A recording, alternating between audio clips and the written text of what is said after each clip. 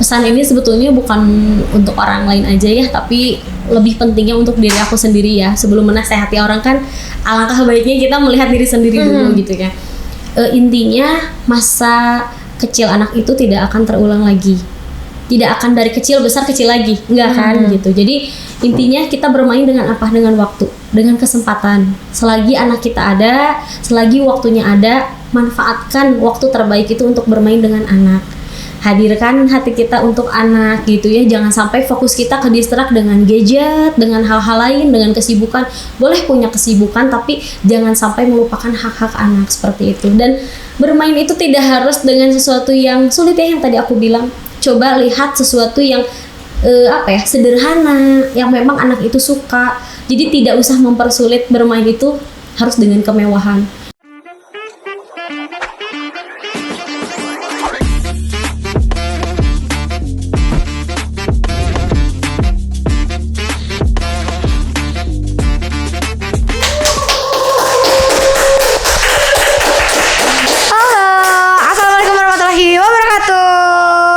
Sampurasun warginet, apa kabar hari ini ya? Bulan Januari, kayaknya Januari ini kerasa lama gitu ya, nggak tahu. Kayak panjang banget kayaknya Januari, sama hubungan kamu sama dia juga lebih lama Januari ini sepertinya ya. Di bulan Januari ini juga sepertinya pemasukan nih kayak siput, tapi pengeluaran seperti angin ribut ya. Walaupun kayak gitu nggak apa-apa lah teman-teman, tetap semangat terus. Semoga selalu bahagia lah setiap harinya dan selalu bersyukur juga. Teman-teman, warginet, hari ini kita ada di segmen komunitas. Karena kalau kemarin kita ngobrolin komunitas-komunitas yang lain ya, sekarang kita bakal ngobrolin komunitas yang berhubungan dengan anak-anak kecil. Sepertinya akan memenuhi inner child aku nih seperti apa hari ini. Dan tentunya juga aku sudah mendatangkan narasumber yang sangat amat keren banget. Boleh tepuk tangan yang meriah untuk Teh Bia.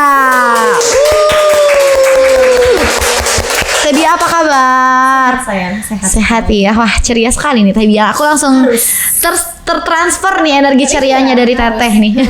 Harus selalu ceria. Boleh dong Teteh transfer cerianya ke teman-teman warginet dengan sapa-sapa. Halo semuanya, aku Ciftia dari Kawan Main Garut. Dari Kawan Main Garut ya, Teh Bia. Dari Kawan Main Garut. Iya. Dari kata-katanya aja udah main ya. Otomatis bermain-main sama anak-anak ya sepertinya. Iya, udah happy banget. Udah happy banget nih main-main. Kayaknya tapi menerima ini ya Teh, main-main sama anak seusia aku. Itu lebih ke mengisi tangki cinta ya. Lebih ke healing bareng ya, bebarengan kalau sama aku daripada sama anak kecil ya. Boleh nggak sih Teh diceritain sedikit tentang Kawan Main Garut itu? Boleh. Jadi Kawan Main Garut itu adalah sebuah komunitas, komunitas Kids Club Activity. Berarti komunitas bermain anak. Kawan Main itu berdiri di tahun 2023, tepatnya bulan Juli. Saat itu bertepatan dengan hari Hari Anak Nasional ya. Oh, Hari Anak Nasional. Ya, Hari Anak Nasional. Jadi karena momennya emang anak banget nih, udah akhirnya tercetuslah membuat Kawan Main. Sebetulnya ada fun fact nih dari terjadinya Kawan Main itu. Nah, apa tuh fun fact-nya? Jadi kan Kawan Main ini tuh diiniin sama Teh Ajeng dan aku ya sama Bia gitu, co-founder dan foundernya Teh. Kita itu terbiasa mengikuti acara di komunitas-komunitas luar, di luar kota. Jadi di luar kota tuh memang komunitas seperti ini tuh sudah menjadi hal yang biasa mungkin ya. Banyak ditemukan ya. Iya gitu sayang. Nah terus ketika di Garut itu kok susah ya, kok activity-nya itu sedikit ya pilihannya gitu. Nah tadinya mah untuk anak aku dan anak Teh Ajeng aja, tapi kok kesini kita cek ombak, wah kok kayaknya orang Garut suka ya dengan yang kayak gini. Dan ternyata emang mayoritas juga banyak banget ya yang punya anak-anak kecil. Ya udah deh, terlahirlah si Kawan Main Garut. Dan emang benar-benar fokus gitu ya pada kegiatan bermain anak-anak ya Teh. Iya betul. Kalau untuk kegiatannya Teh seperti setiap minggu atau? Kalau Kawan Main sendiri itu biasanya kita sebulan ada 1 kali, paling banyaknya 2 kali. Cuma kalau untuk event kayak libur anak sekolah itu kan waktunya panjang ya. Jadi biasanya 4-5 kegiatan untuk ngisi lah. Wow. Berarti berdiri dari tahun 2023. Hampir mau 2 tahun ya Teh ya. Mau 2 tahun nih tahun ini. Selama menjalani Kawan Main Garut ini ya, yang Teteh bilang kan tadi jarang banget nih ada di Garut. Mungkin kayaknya aku juga baru mendengar sih ada komunitas playground buat anak-anak gitu ya. Tantangan apa sih Teh buat Teteh tersendiri gitu dalam menjalankan komunitas ini? Jadi awalnya itu kan kawan main itu orang karena terbiasa di Garut itu dengan bentukannya kayak gini tuh pasti dianggapnya sekolah ya. Iya. Mereka juga udah bersekolah jadi mungkin kok kayak double sekolah gitu. Nah, padahal value yang ingin kita sampaikan itu sebetulnya kawan main itu bukan sekolah gitu, tapi kawan main itu adalah kids club gitu. Jadi klub bermain, gitu. Jadi sebetulnya tidak ada serius sama sekali.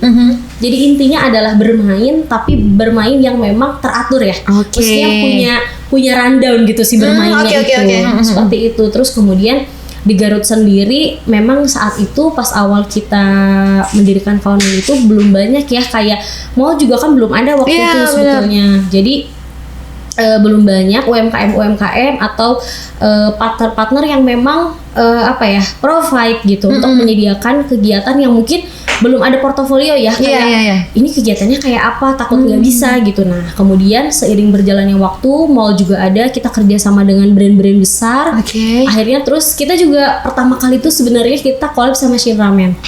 Shin Ramen sama Ayogi. Nah kita bikin di Shin Ramen itu meledak banget, pesertanya sampai penuh sekali itu di Shin Ramen. Dari situ mungkin UMKM juga melihat bahwa ini potensial, ini bisa nih dikolaborasikan gitu. Terus kebayang juga mungkin ya acaranya akan seperti apa. Seperti itu sih. Ya jadi memang dari awal itu sudah melihat bagaimana kondisi di Kabupaten Garutnya juga ya. Betul, dan mungkin tantangannya itu ya, karena bukan jarang kita temui lah, menjadi salah satu tantangan juga ya Teh ya. Benar-benar. Kalau menurut Teteh sendiri gitu ya sebagai co-founder ya kalau kita bilang ya, gimana sih melihat peran komunitas sendiri gitu dalam menciptakan ruang bermain untuk anak-anak yang tentunya nggak cuma main-main aja ya Teh, tapi yang Teteh bilang tadi terstruktur. Nah sebetulnya apa sih yang menjadi value dari kawan main ini? Kawan main ini kan sebagai bentuk kids club activity yang memang kita itu menyelenggarakan kegiatan bermainnya itu real. Jadi ketika anak bermain profesi, misalnya ingin menjadi little doctor, kemudian jadi pilot, kemudian menjadi penyiar radio, itu anak tidak diberikan kegiatan yang bentuknya visual. Jadi anak tuh betul-betul mencoba ya, praktek gitu ya, langsung penyiarnya, langsung jadi little doctor ya ke rumah sakit gitu ya, ketemu sama dokter-dokter, terus juga jadi anak tuh betul-betul merasakan role play gitu. Itu sih yang jadi value terbesar dari kawan main sendiri. Dan kalau namanya komunitas kan berarti kita banyak ya gitu orangnya. Dan anak juga jadi ke-trigger untuk semangat nih ikutan acara ini gitu. Karena rame-rame gitu. Terus juga jadi main sama anak-anak lain. Itu sih yang makanya alhamdulillah sampai hari ini ya kita sustain gitu ya. Total berapa anak Teh yang udah gabung sama ini kawan main? Surprisingly awalnya itu kawan main dari 10 orang, sekarang 450. Wow, 450 orang, banyak banget 450 anak ya. Wah, gue bayanginnya kan biasanya anak-anak punya ketantruman yang berbeda-berbeda gitu ya. Ini 450 orang, wow, gitu aku membayangkannya saja karakternya pasti beda-beda dan itu jadi salah satu tantangan juga mungkin ya. Iya, jadi justru menarik juga gitu. Jadi mungkin anak-anak yang kurang bersosialisasi di rumahnya, ketika di kawan main jadi berinteraksi secara langsung, menunggu bergiliran. Jadi anak-anak juga ya tidak secara tidak langsung jadi belajar juga gitu, bersosialisasi dengan teman-teman sebaya, atau bahkan ya kan kita juga lintas usia ya, dari anak 1,5 sampai SD juga ada. Ada sayang gitu. Nanti challenging ininya aja kayak pengerjaannya kayak worksheetnya gitu, yang mungkin umur segini diberikan kegiatan apa gitu sayang gitu. Sesuai milestone-nya. Ngomongin antisosial nih ya Teh. Kalau kita kan lihat modernisasi gitu ya, digitalisasi anak-anak sekarang. Bahkan mungkin banyak banget ya orang tua yang udah deh biar antang nih, kita kasih handphone nih, kita kasih apa gitu, dan membuat si anak tuh jarang main keluar gitu. Kalau aku dulu masih ngejamanin tuh main-main di luar, kita mainin tanah gitu yang kotor-kotoran. Kalau zaman sekarang tuh kan makin kurang nih anak yang main di luar gitu ya. Menurut Teteh sendiri gitu ya, sebagai yang bergelut dengan ratusan anak, faktor utama apa Teh yang menyebabkan hal ini terjadi? Ya biasanya orang tuanya kan sibuk ya, tapi nggak semua orang tua ya. Ada beberapa orang tua yang mungkin punya kesibukan, akhirnya ya anaknya pun mungkin dititipkan, jadinya kan ruang bermainnya itu terbatas. Nah kemudian ada juga kan kalau anak-anak yang mungkin mengalami fase ini ya corona ya. Jadi yang corona itu kan kadang ketika mau keluar ya kita udah harus stay safe gitu, dengan peralatan yang mungkin begitu ribetnya. Dan kita yang paling penting kan takut terpapar gitu ya gitu. Nah tapi karena sekarang sudah selesai corona, faktor terbesarnya adalah kadang sebetulnya orang tua tuh mungkin ini ya bingung kali ya, bingung gitu ketika bermain tuh lebih safety di rumah, terus mereka juga khawatir gitu ketika di luar mungkin lingkungannya tidak mendukung, tidak gitu terkontrol ya. juga kan ya gitu. Jadi kalau di rumah kan mungkin orang-orangnya sudah terfilter, ada anggota keluarga ya yang jelas-jelas mungkin boundariesnya setiap keluarga itu culture-nya gitu cocok, tapi kan ketika di luar belum tentu ya gitu. Mungkin bermain dengan teman sebaya pun beda culture, beda apa ya, orang tua mungkin sedikit khawatir, akhirnya ya lebih stay di rumah gitu ya. Gitu sih. Dengan kejadian seperti itu gitu ya Teh, sebenarnya apa sih dampak negatif yang akan dirasakan oleh si anak sendiri gitu dengan kurangnya dia waktu bermainnya di usia dia lagi berkembang gitu, yang lagi harus main-mainnya apa tuh Teh dampak negatif? Jadi kan kalau anak usia 0 sampai 6 itu memang fitrahnya adalah bermain. Jadi tangki cinta bermain, bersenang-senang, pokoknya yang have-fun lah gitu ya bahasanya. Nah, ketika anak yang memang cenderung kurang punya waktu bermain, biasanya si anak itu bonding dengan orang tuanya kurang. Terus kemudian ketika bondingnya sudah kurang, berarti kan tangki cintanya juga kurang. Ketika tangki cinta kurang, anak mungkin maaf ya banyak yang mudah tantrum, mudah bosan gitu ya. Karena kan mungkin dari bermain itu kan tidak hanya bermain, tapi ada bergerak, ada apa. Jadi ya mungkin ada pos-pos tertentu yang akhirnya ketika tidak terisi yang mengakibatkan sosio-emosional yang lain gitu. Terus kemudian anak juga jadi kurang peka terhadap lingkungan sekitar gitu, karena kan ya terbiasa ya sudah tidak ada interaksi ya di rumah gitu ya, cuma sama orang tua aja ya. Betul gitu. Terus ya yang kita tahu kan fenomenanya sekarang gadget ya. Jadi kita sedang berperang dengan gadget gitu. Kalau Teteh sendiri nih dari dalam komunitas kawan main Garut ya, menghadapi si berperang itu sama gadget gimana Teteh? Ya makanya kita harus mengupayakan setiap momennya, setiap acaranya itu harus betul-betul selain edukatif gitu, kita harus memberikan experience yang berbeda kepada anak gitu ya. Jadi gimana caranya kan kita menggeser dengan gadget itu kenapa sebegitu menariknya untuk anak, karena dia punya visualisasi sesuatu yang bergerak, fast moving, kemudian dengan suara yang memang yang membuat mereka itu terbius gitu ya dengan gambar yang bergerak itu. Nah akhirnya di kawan main ini gimana caranya kita bikin kegiatan yang memang tidak harus banyak, tapi memberikan kesan dan akhirnya anak tuh bisa fulfill gitu ya, terisi. Kemudian anak juga merasa jadi kayak gak ada spare untuk ngebuka gadget gitu selama kawan main tuh. Seperti itu sih sayang. Jadi gimana caranya kita meng-create acaranya itu tidak akan memang tidak serius ya kalau di kawan main, cuma yaitu harus anak tuh fulfill. Jadi pulang ke sana tuh harus happy gitu. Pokoknya yang diterapkan tuh happy aja gitu. Dan yang kerennya itu gak cuman main ya Teh, kalau di kawan main itu ada edukatifnya juga, yang tadi Teteh bilang praktek juga, dan emang itu sepertinya penting juga ya Teh untuk anak-anak bisa merasakan praktek secara langsung. Karena biasanya mungkin anak-anak tuh nggak mendengar dengan lewat cuman omongan-omongan aja ya, lebih suka main langsung kan ya Teh? Iya betul. Jadi karena dengan role play itu mereka bisa kayak someday anak ditanya pengen jadi apa, aku pengen jadi dokter, tapi dia nggak tahu kayak suasana menjadi dokter. Terus kemudian suasana rumah sakit, terus berkaitan dengan hilir mudik orang-orang yang berobat kan nggak tahu. Tapi ketika di kawan main, bahkan pas acara Little Doctor itu mereka sampai nyobain naik ambulan. Jadi kayak ambulan yang kadang kita dengar suaranya aja udah kayak udah scary ya, takut, deg-degan gitu. Jadi anak terbiasa gitu dengan lingkungan di kesehatan seperti ini gitu. Seperti itu sih. Jadi itu yang akhirnya anak mungkin jadi punya core memory ya di setiap acara yang berbeda itu. Iya, berarti main tuh gak cuma hanya sekedar main ya Teh ya? Iya betul. Kalau di si komunitas ini menanggapi hal itu tuh ya Teh, main di usia dini itu kan menjadi penting banget untuk perkembangan anak ya Teh, terutama dalam hal kreativitas, terus kecerdasan sosial dan kemampuan problem solving anak ya Teh. Kalau di kawan main Garut sendiri, apa menyatukan hal-hal yang dilakukan dengan ketiga poin tadi apa Teh? Iya, jadi karena di kawan main itu biasanya kan per satu activity itu, per satu acara itu kita bagi-bagi. Jadi anak tuh ada fase fokus, misalnya seperti melukis, kemudian menempel, meronceng atau apa. Nah, kemudian ada juga di fase anak tuh bergerak. Kita bernyanyi, kita bikin circle time dan sebagainya. Dan yang terakhir ada role play-nya. Jadi kreativitas anak bisa terbentuk. Jadi di sekecil mungkin kayak melukis aja. Kita kan nggak ada kayak melukis harus warna biru, harus warna apa, enggak. Anak diberikan kebebasan untuk memilih, bahkan sekecil warna pun pilih sesuai yang mereka suka. Seperti itu. Jadi bebas explore gitu ya, kayak gitu. ngapain aja. Terus mereka juga berekspresi, itu kan bagian dari kreativitas juga ya menurut aku gitu. Terus secara emosional juga yang tadi aku bilang, anak bergantian. Ketika circle time itu bagaimana mereka melihat teman-temannya bergiliran mengantri.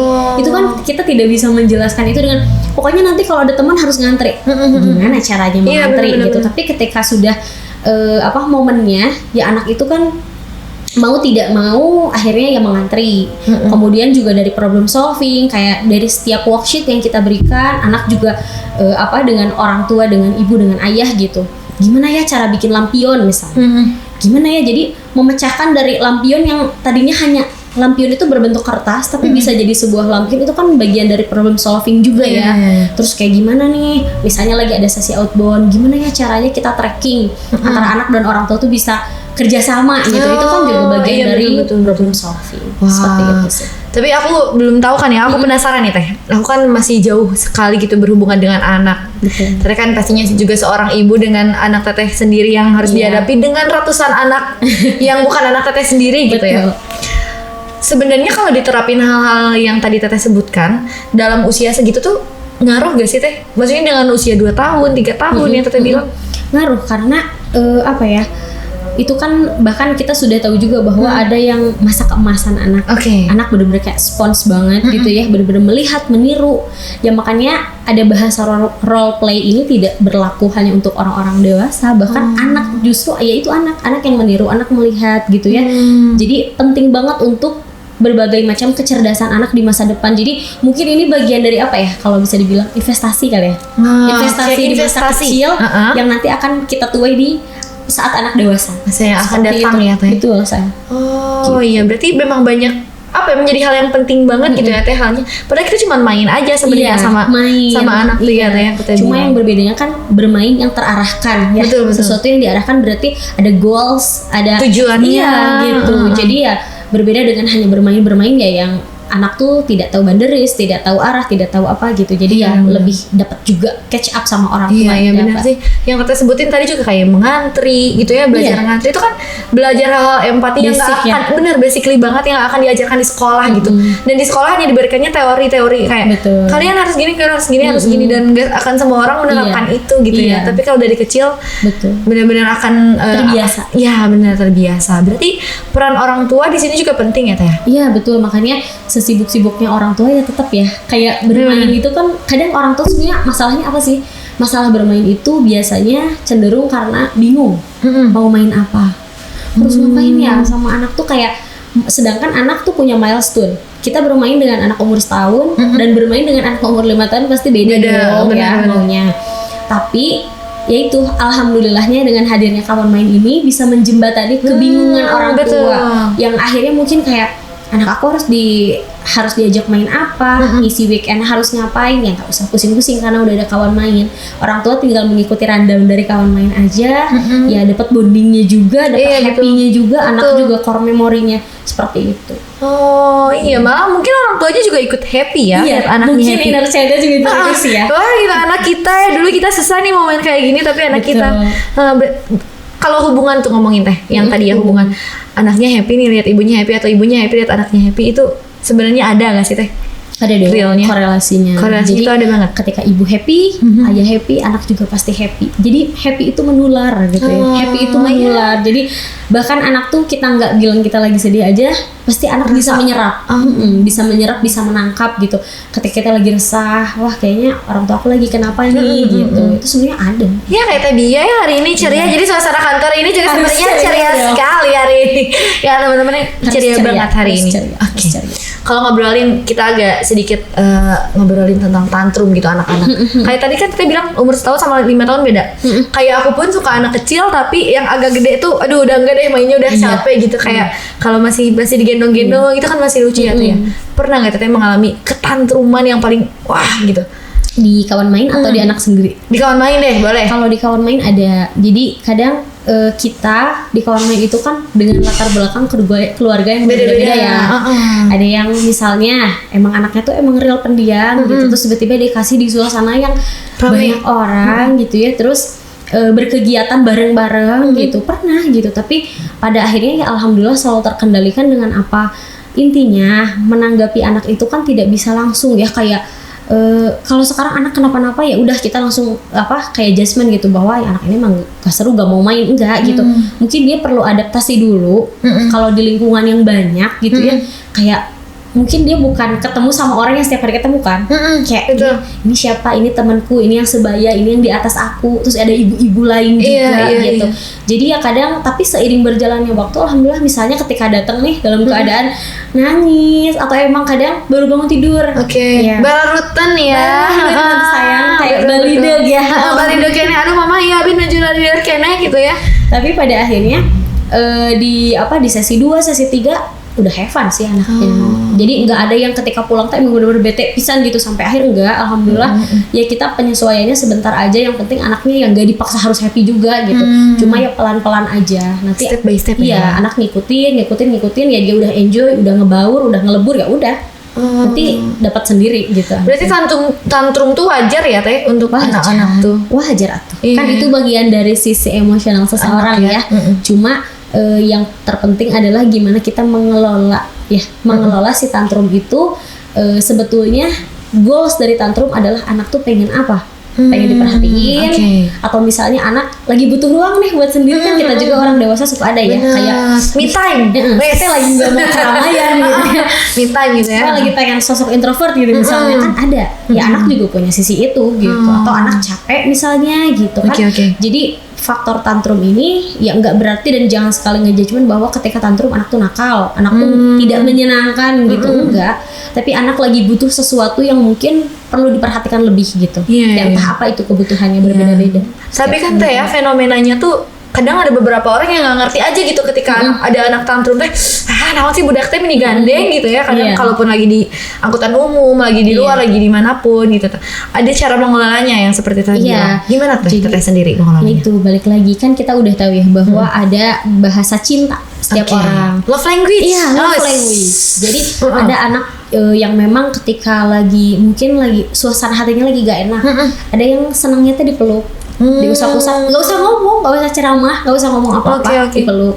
Ada yang emang dikit-dikitnya harus diapresiasi, kamu hebat, kamu keren, ada yang kayak gitu.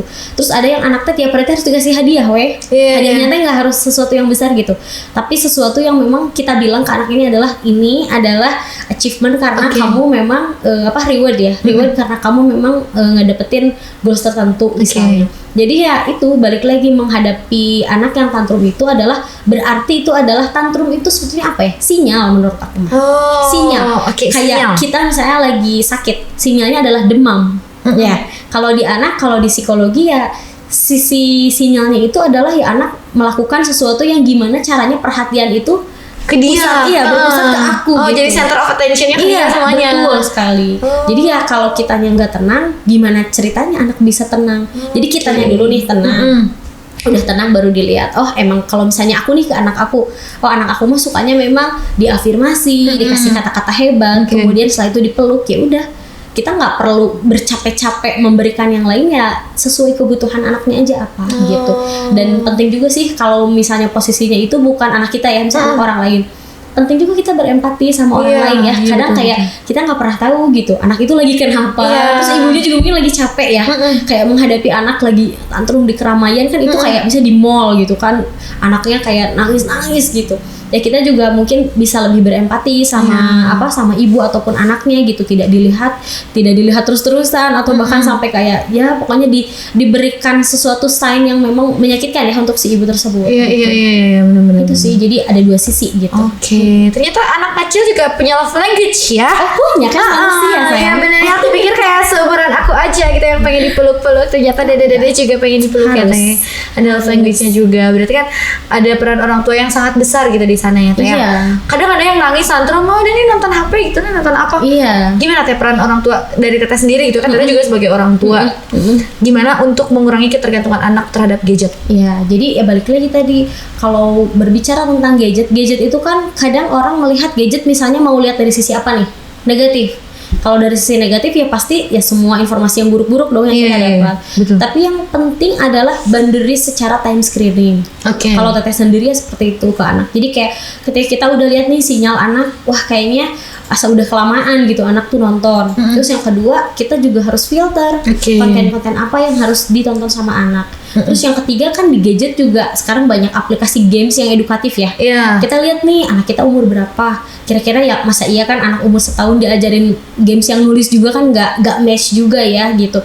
Jadi menurut teteh sendiri penting banget kita melihat gadget itu tidak hanya dari sisi negatifnya aja. Gitu. Dan pinter-pinter si orang tuanya juga ya untuk menempatkan si gadget itu. Iya, pokoknya jangan sampai si gadget ini menjadi dunia anak. Jadi temenannya udah sama gadget aja. Kenapa kan? Karena satu arah ya kalau sama gadget itu. Betul. Jadi anak tidak terbiasa merespon atau kayak lebih ke anak tuh jadi gak sensitif gitu sama hal-hal sekitar ya karena udah enjoy aja dengan gadget. Bodo amat gitu ya sama. Iya, seperti itu sih. Wow. Aku sangat tertarik dengan topik hari ini karena aku juga calon ibu ya. Wah, semangat gitu ya. Ibu di masa depan. Ibu di masa depan gitu. Tapi ternyata kawan main jangan dulu semoga panjang umur. Jadi nanti aku nggak bingung kalau ngobrolnya. Bisa jadiin kayak aku punya dada-dada gemes sama teteh gitu mainnya nanti. Boleh, jadi mau tantrum teteh nitip. Kayak jatuhnya jadi kayak daycare ya. Teteh nitip ya gitu. Tapi bener-bener banyak banget hal yang bisa digali gitu ya tentang anak. Kayak tadi aja love language kan ternyata anak punya apa-apanya banyak banget yang bisa kita gali. Tapi aku bakal menggali lebih dalam lagi. Tapi sebelum itu boleh deh teteh minum dulu.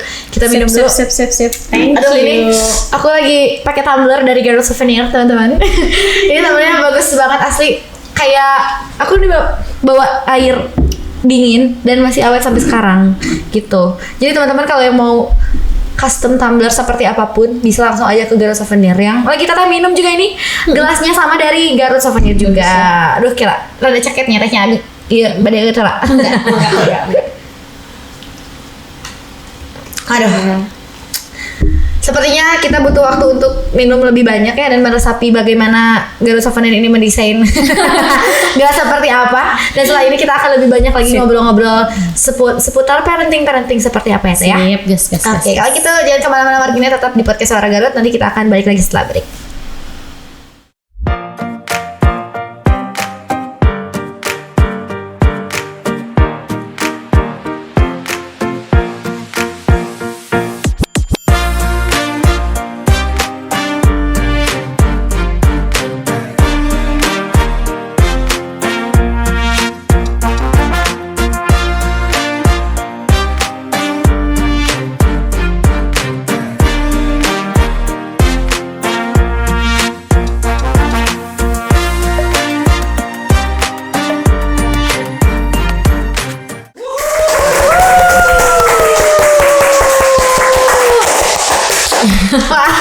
Heboh banget. Heboh pisannya teh di sini memang. Jadi memang lebih besar gaji yang tepuk tangan. Oh iya. Makanya heboh banget. Ada terima kasih Marginet yang masih bersama kami ya di podcast kali ini bersama kawan main Garut ngobrolin masih seputar parenting ya. Iya. Ternyata tadi aku ngobrol sama Teh Bia sama Bia gitu ya. Jadi ulah ditetehan, jadi udah Bia aja Nggak gitu. Nggak boleh. Dari aku mah karagoknya bisa teu sopan Bia gitu sah. Cenanya jadi aku teh pakai teteh. Jadi sekarang mah Bia aja. Itu Bia udah aja. panggilan yang umum. Apa sih itu teh artinya Bia teh sebenarnya? Artinya teh ibu. Jadi dulu karena pas zaman kuliah teh teman-teman aku suka ngaibukeun ke aku teh. Siga ibu kos mun wajahna. Oh jadi udah ibu able dari dulu teh ternyata cenah Bia teh. Boleh ya aku juga punya ibu baru ya. Boleh sama Bia ya. Jual masuk kartu keluarganya. Jangan Bia Abi pada bayar kuliah. Jadi donatur. jadi ibu baru gitu. Tapi memang dari aku ngobrol sama Bia aja tuh kerasa ya si ibunya teh, iya nggak sih? Si ibu keibuannya teh kerasa banget gitu ya. Kayak disayang gitu aku tuh ngobrol sama Bia asli. Ya di pangkarnya teh ayah 100. Tapi rata-rata pasti apet sih. pasti update. Wow, yes, harus update. yes, harus update. Aku abis ini ada pulang untuk kabur nih. Kalau kabur ke rumah Bia aja. Iya siap. Jadi anak asuh. Siap. Nanti aku mau ngasuh anak Bia nggak apa-apa. Ngasuh anak Bia. Oke, balik lagi nih ke topik tentang parenting ya, Bia. Bia sendiri kan tentunya orang-orang bilang teh jadi orang tua mana nggak ada belajarnya, nggak ada sekolahnya gitu ya. Bia sendiri gimana tuh? Oh sama, dan Sama, juga ya? manusia ya. Gimana tuh Tidak- perjalanan menjadi ibu? Jadi perjalanan menjadi ibu tuh emang bener ya, kayak start dari nol, kayak ngisi bensin gitu ya. Jadi kita Balikan lagi. sehebat apapun kita, dengan gelar kita, dengan apapun yang sudah kita miliki, jadi ibu mah bener diulang lagi dari awal segala sesuatu. Dari nol, tapi dari bener nggak ya. tahu, dari nggak tahu gitu. Terus kayak apa sih challenging setiap ibu tuh dengan anaknya pasti berbeda gitu apa ya, termasuk aku juga sama, jadi menyesuaikan banyak proses yang memang akhirnya jadi kayak banyak adaptasi juga ya setelah menjadi ibu, tapi ya so far menyenangkan sih. Menyenangkan ya. Menyenangkan. Ngomongin perjalanan Bia yang menyenangkan itu ya, pasti dong ada perjalanan aduh nagisnya tengah malam gitu ya. Kalau orang bilang baby blues gitu. Iya. Gimana tuh Bia pernah mengalami baby blues? tuh pernah. Jadi saat itu memang pertama kali jadi ibu, pertama kali mengasihi, terus kayak ada rasa kayak nggak percaya diri, ilmunya juga masih sedikit, pengalaman juga baru sehari jadi ibu, pasti ada was-was kayak, duh anak aku takut kurang tercukupi gitu asinya dan sebagainya. Jadi OVT yang akhirnya ya merasa bersalah itu ya, merasa bersalah, merasa kurang, merasa kayak jadi ibu tuh apa aku udah gagal, padahal baru sehari gitu itu tuh jadi ibu tuh udah merasa kayak se-anxiety itu gitu. Tapi ya akhirnya seiring berjalannya waktu ya memang itu anak tuh bisa menjadi pelajaran, menjadikan kita sosok yang segimanapun kurangnya kita di mata diri kita, tapi menurut anak mah pasti kita tuh istimewa gitu. Betul. Gitu sih. Jadi itu yang membuat kayak sampai akhirnya sampai hari ini aku juga berpikir bahwa ya setiap ibu itu pasti akan punya transisi. Bayangin dong dari diri sendiri menikah, kemudian menjadi ibu, menjadi bentuk baru, punya tanggung jawab, dan beda ya ketika kita mengambil tanggung jawab bekerja. Kita bisa resign. Ada nggak tanggung jawab jadi ibu bisa resign? Enggak. Mengundurkan diri itu deh mama taluk jadi mamah nadede gitu. Betul. Ya kan Nggak bisa asa capek jadi mamah dede teh sok dede mah tukeran weh gitu bener, sama bener, orang bener. nggak bisa. Jadi ketika kita sudah disematkan menjadi ibu itu ya berarti tanggung jawab kita seumur hidup, dunia akhirat ya, kayak agamanya segalanya. Jadi yang menjadi ibu tuh tidak hanya mengasihi, tidak hanya ngasih makan aja, enggak gitu, emosional, moral, semuanya gitu. Jadi ya head to toe ya semuanya teh betul-betul kita pikirkan gitu ya. Pasti nggak ada, intinya begini, nggak ada ibu yang nggak akan memberikan yang terbaik untuk anaknya. Dimanapun itu ibunya, mau di lembur, mau di mana, pasti akan berupaya akan berupaya memberikan yang terbaik untuk anaknya. Masalah ada red flag kayak tadi ya kan, baby blues itu bagian dari red flag ibu gitu, kayak aduh jadi bentuk baru, punya tanggung jawab baru ya, itu mah fitrah gitu, nggak apa-apa. It's okay. Ya makanya hargailah perempuan. Aku suka main sama ibu-ibu di luar sana. betul. Iya. Jadi aku suka ngasih ghosting cewek-cewek itu perempuan ya. Jangan bentar, teman lebih kan nyeri hati sih habis sebenarnya Pengalaman pribadi ya. Sadar itu soalnya terang teh. Wah emang bener-bener jadi ibu teh nggak semudah yang dibayangkan ya teh. Betul. Kalau boleh tahu Bia sendiri gitu ya, faktor baby bluesnya waktu itu karena jadi pas ketika mengasihi, mungkin karena gini ya, kita tuh punya sisi perfeksionis dalam diri kita. Siapapun itu pasti kayak aku ingin memberikan yang terbaik. Nah ketika ada red flag mengasihi itu, kok ketika mengasihi aku perlu proses, aku perlu waktu, sedangkan mengasihi itu kan alamiah ya. Tidak kayak kita beli di Alfamart gitu ya, beli sekian dus, sekian kaleng, kan enggak. Itu udah lahir dari Allah, rezekinya dari Allah. Jadi pada akhirnya yang faktor itu yang membuat merefleksikan hari ini ya, dia hari ini tuh adalah bahwa tidak semua di hidup kita tuh kita yang mengendalikan. Ya termasuk rezeki. ASI itu kan bukan sesuatu yang dibeli. Betul. Tapi rezeki gitu ya. Dan rezekinya itu ada faktor, ada support system dan sebagainya. Itu juga bagian dari booster si ASI itu gitu. Jadi kalau Bia sendiri ya baby blues yang terjadi itu karena penyesuaian dari diri sendiri, terus kemudian punya tanggung jawab yang besar, terbiasa dengan keperfeksionisan aku. Terus kayak which is sekali aja gue merasa wah ada yang kurang gitu ya aku gitu. Iya, jadi takut aja di hari itu tuh aku nggak bisa ngasih yang terbaik untuk anak aku, padahal ya masih panjang waktunya. Iya benar-benar. Kalau ngobrolin tentang menjadi ibu yang baru kan sebenarnya memang si ibu yang harus dapat perhatian gitu, bukan cuma si bayinya aja. Iya betul. Ya. Jadi Kalau ibunya udah bahagia pasti. Jadi ASI booster terbaik itu sebetulnya bukan hanya makanan, bukan, tapi ibu yang bahagia mengasihi anaknya pasti ASInya deras. Coba percaya deh. Oh iya. Kayak ikhlas, ridho, aku ingin anak aku tumbuh gitu jadi anak yang soleh lewat ASI aku, lewat makanan bergizi yang dimakan ibunya. Itu ASI booster terbaik. Itu ternyata ya. Kadang kan beberapa orang, apalagi orang tua zaman dulu mah, sok minum ini biar banyak ASInya, sok pakai ini gitu.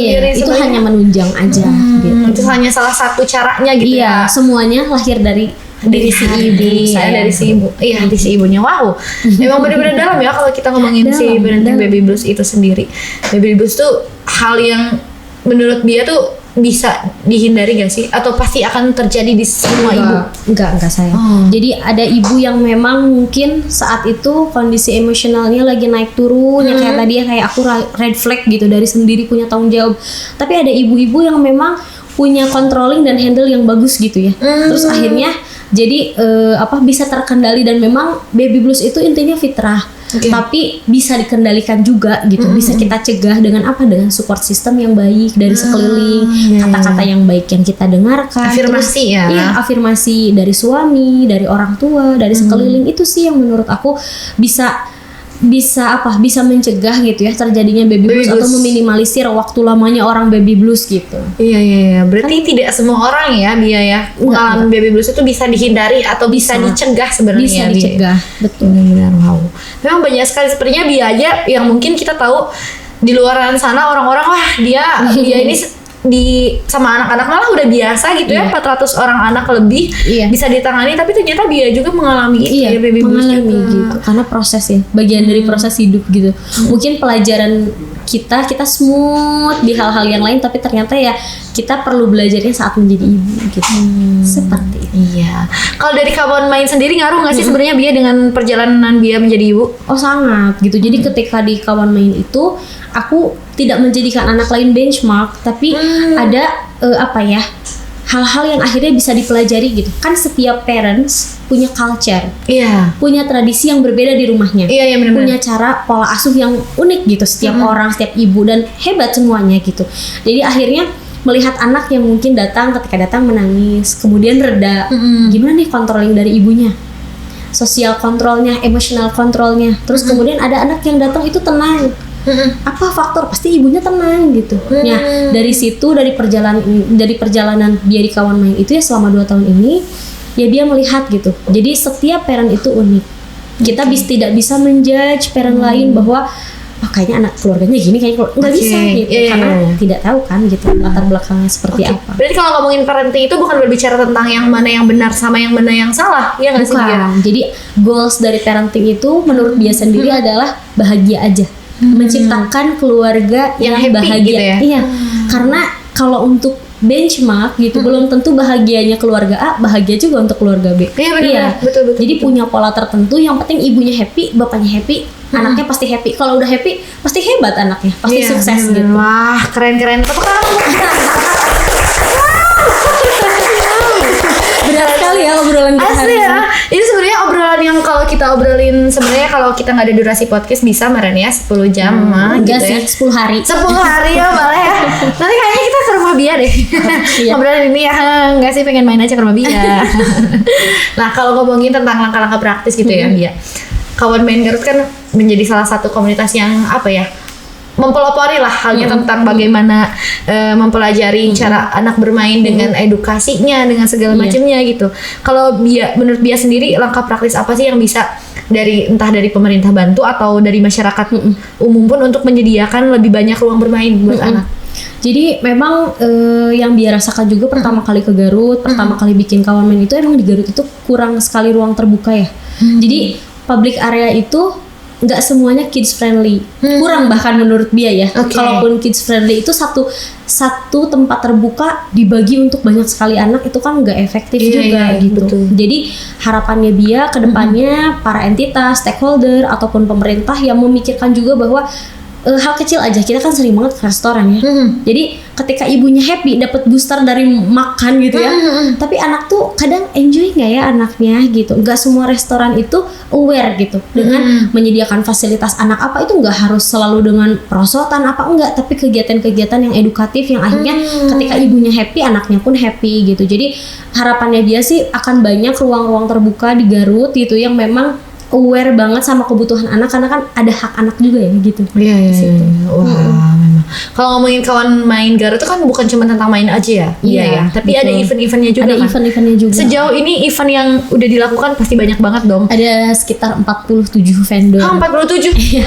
Oh iya, padahal baru mau 2 tahun ya, tapi udah sebanyak itu. Alhamdulillah. Alhamdulillah. Jadi emang semakin kesini kolaboratornya juga kayak kemarin kita ngangkat isu lingkungan yang tadinya kita pikir apakah anak tuh enjoy ya dengan misalnya mengelola sampah, memisahkan sampah, tapi ternyata anak itu mau gitu, mau tahu karena ya itu dikemas dengan Sebagaimana untuk anak lah gitu ya. dengan fun, dengan cara yang happy, anak juga tidak menghafal, tidak apa, pokoknya semuanya dikemas dengan seru gitu.